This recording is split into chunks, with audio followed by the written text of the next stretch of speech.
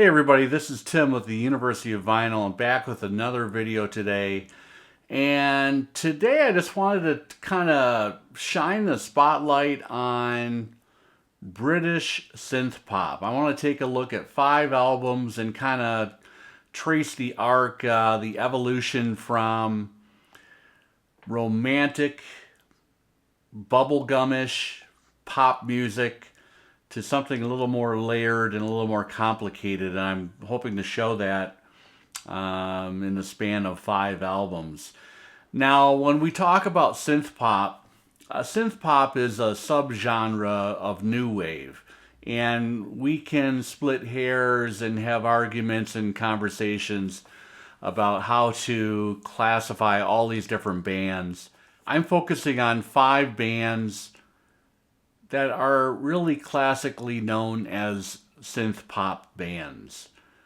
You know, synth-pop emanated in the late 1970s, moving into the 80s, and I'm taking a look at the most commercial period, starting in 1982, going all the way up to, I've got 2 albums that were released in 1986. And synth-pop, you know, the leading lights and influences of synth-pop were, of course, David Bowie, Brian Eno. Gary Newman was one of the very, very early progenitors of synth-pop. Is that the right word? And also, you know, all of these guys and ladies were influenced by emerging technology and electronics and synthesizers and mini Moogs. So all these new soundscapes were easily obtainable in that time period.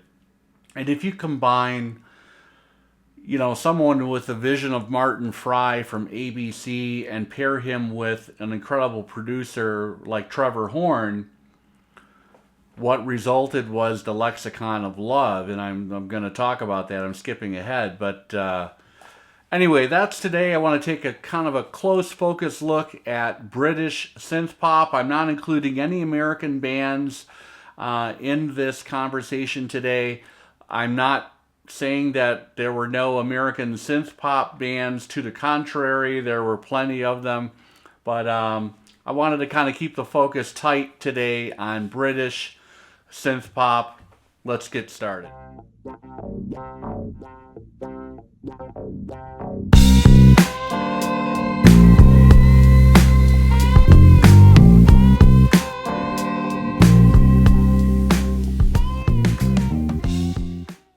1982 saw the release of one of the most fantastic synth-pop albums of all time, and basically an out-and-out classic if we look back today. This album has really earned its right as just almost a masterpiece, is what I would think. It's almost a perfect album. Of course, I'm talking about ABC's The Lexicon of Love. There it is with Martin Fry on the cover. And as I alluded to earlier, this was produced by Trevor Horn. Trevor Horn did a bunch of work with the Bugles, Video Killed the Radio Star. He also did a lot of work with Yes before working on this album, and had basically become an expert in record production, soundscapes, synthesizers, mini Moog, electronic bass, etc. I actually have a copy that was mastered at Sterling Sound in New York. There's Sterling stamped in the dead wax. It sounds amazing. It's got an incredible sound stage. Really, really nice separation of instruments. The bass on this thing is incredible. It's like Jaco Pastorius style bass throughout the music on this album. You know, the story is that Trevor Horn, during the recording of this album, in the very early stages, he listened to a couple singles that they had worked up or were going to be singles, and talked Martin Fry into getting rid of the old bass player and brought in a new bass player, someone much more in the style of like a Bernard Edwards from Chic, with a little bit of, or quite a bit of funk. And you listen to this album and you can definitely hear that pronounced and incredible bass playing throughout. Now, in addition to that, we have the romantic visions of Martin Fry and his love of Motown, which this album is really steeped in, and you can hear that as well. Most of the album was recorded in London at RAK Studios, which is still around, and that was a favorite studio basically in kind of a leafy London neighborhood that saw Big Country, the Smiths, Psychedelic Furs, and also the Thompson Twins recorded there. Most of this was recorded there as well. The strings that are prevalent on this album were actually arranged and recorded at Abbey Road Studios.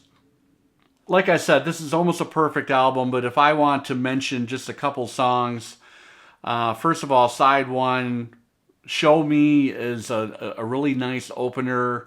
Everybody knows Poison Arrow, and the soundscapes on that are incredible. Tears Are Not Enough is a fantastic song. Side two, The Look of Love, probably the biggest song on this album. Arguably the biggest song in ABC's long list of songs.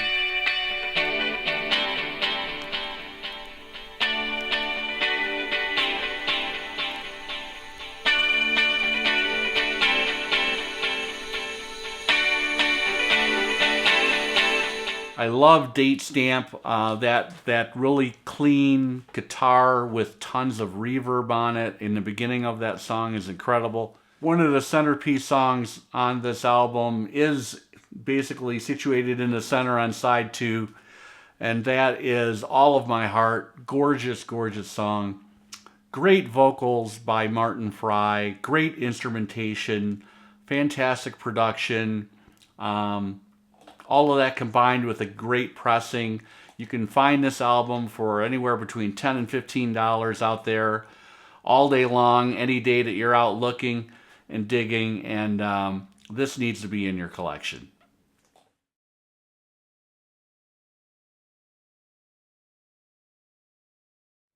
If you're going to talk about synth pop in the early 1980s, British bands, you have to mention Spandau Ballet. This is another incredible, nearly perfect album. This pressing actually was done at Masterdisc in New York. I don't know who the mastering engineer was. I've been trying to dig that information up, but haven't found it yet. But I do have Masterdisc in the Dead Wax. And, you know, Spandau Ballet, the Kemp Brothers, Gary Kemp was the main songwriter in the band. Tony Hadley was the debonair lead singer. And of course, the title track on this song is just an incredible kind of throwback to Motown. You know, the story is that these guys were heavily influenced by Marvin Gaye. Marvin Gaye is actually name dropped in the lyrics of True. Also, Al Green was a big influence, and the Beatles as well. But that's just a great, great album. I personally, my two favorites are True and then Gold. Those are both the end songs on side 1 and 2, respectively. Fantastic album. A great, I'd say a top 5 synth pop classic. True by Spandau Ballet.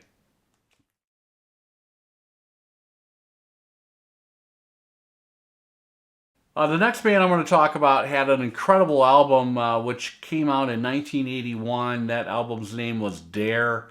And then the next big album that they had was 1984's Hysteria. I am talking about the Human League. And what I have in my hand is the 1983 EP. This was kind of the stopgap between Dare and Hysteria. Came out in '83. There are a couple different versions of the Earworm, Fascination, and my favorite Human League song of all time is Mirror Man. Talk about a Motown throwback. This goes all the way back to the Supremes, the Four Tops, and there is a healthy dollop of ABBA in here, a great ABBA element as well. Mirror Man starts with the two ladies in the group in incredible harmony. No real lyrics, but they're, ooh, I wasn't gonna do that.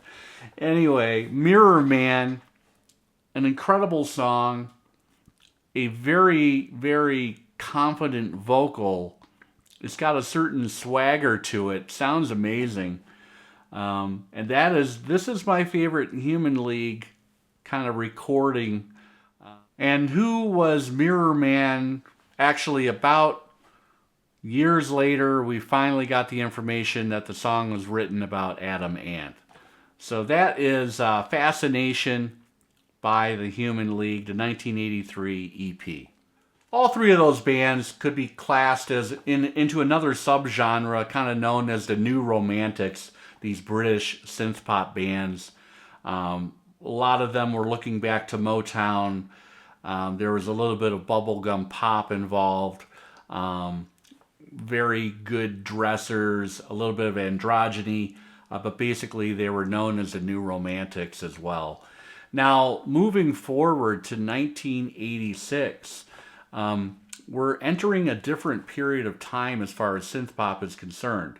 The big commercial times of 1982, 1983, 84 were over. All these other bands had kind of piled in that I'm not featuring today, but everybody from Thomas Dolby to the Thompson Twins were basically in on the act as far as the gold rush that synth pop brought to these British bands. But in 1986, we got something totally out of left field, and that was the fantastic debut album by Pet Shop Boys, and that was Please. Everything from that minimalistic cover with kind of like a traditional cover portrait miniaturized in the middle of just a white background to just an incredible album as far as sounds, samples, programmed beats. Chris Lowe is just a genius as far as amalgamating all of these different sounds and textures and layers, coupled with his partner in the band, Neil Tennant. Neil Tennant was a music journalist, very, very smart guy and an incredible lyricist. He is known for kind of social commentary and almost like a stream of consciousness, with his lyrics. And just look at that hype sticker to see, the huge hits that came off of this album. This thing actually went to number 7 on the U.S. Billboard charts later in 1986. But we can talk about West End Girls, Love Comes Quickly, Opportunities. Just a fantastic album, a great listen. It sounds amazing. It was recorded in New York, and this is an album for the ages. If you're going to own any Pet Shop Boys album, make it the debut album. That is Please, Pet Shop Boys, 1986. We've come, leaps and bounds away from the early 80s and that earlier synth pop sound to something a little more complex, a little more sophisticated. Not that those other albums were not sophisticated as far as sound was concerned, but this kind of took it to another level. So this next band had their initial album in 1981, and the single off that album immediately solidified themselves as a huge player in the synth-pop movement. That song, that single that I'm talking about is Just Can't Get Enough, and I'm talking about Depeche Mode, but I wanted to focus on, again, another album from 1986, and this is Black Celebration. You know, Vince Clarke was long gone. He left after that initial album, and Martin Gore took over all of the songwriting, for the most part, all of the songwriting duties for the band, and things gradually moved into a darker, more dense, more sampled soundscape, and this really was really a great example of that. You know, this would kind of pave the way for Music for the Masses, and Violator, which came out in 88, 89. Huge hit, Violator. But this thing was really interesting. You know, this has got great songs like Stripped. Dressed in Black is an outstanding song. I love the title track, Black Celebration. You've got to mention Fly on the Windscreen, with that incredible sampling and almost menacing tone that the song has. Very powerful song. A Question of Lust is a Martin Gore masterpiece. Some will say that that is the best song that Depeche Mode has ever put out, A Question of Lust. On Stripped is probably my favorite song on the album. Of course, it leads off famously. It's got a sampled Dave Gahan's Porsche. You can hear that in the very first few seconds of the song.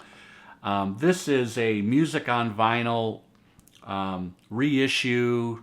I think it came out around 2012. This is the only reissue that I'm showing here today.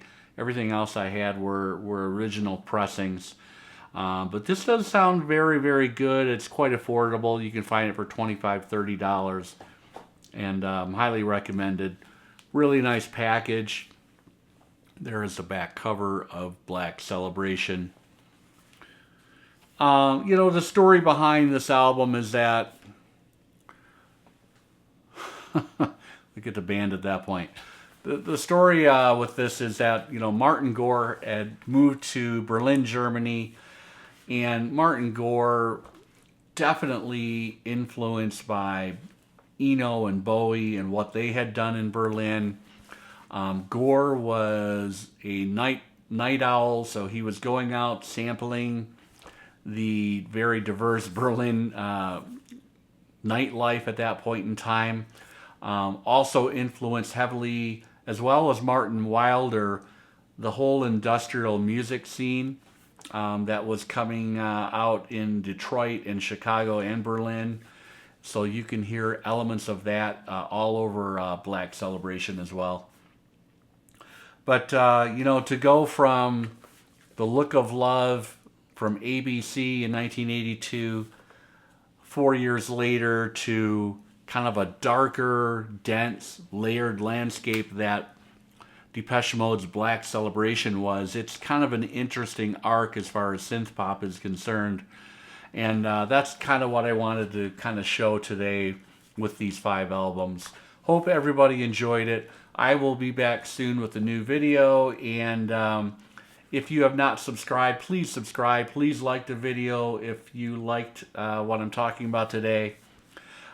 Check out my other videos, and regular subscribers and friends, thanks for watching again, and always appreciated. See everybody soon. Take care.